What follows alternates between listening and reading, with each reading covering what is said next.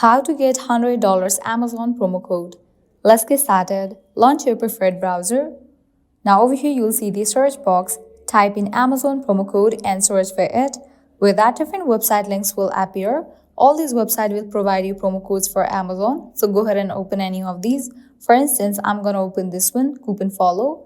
After you open it, you're gonna find great deals and offers. You can just scroll and check 15% off, 25% off, 50% off, $25 off, and many more. If you're interested in any of the deal and want to use it, click on the option of see details. So here's the code, you can copy it.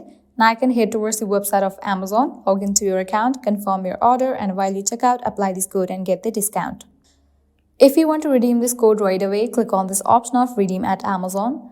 With that, you will be directed to the official website of Amazon. Now you can log into your account, make your purchase, and while you check out, you will see the section of promo code. Over there, paste the code, and with that, you will get certain amount as a discount. Likewise, you can also try out these offers. Also go through these websites as this website will also provide you working promo codes for Amazon.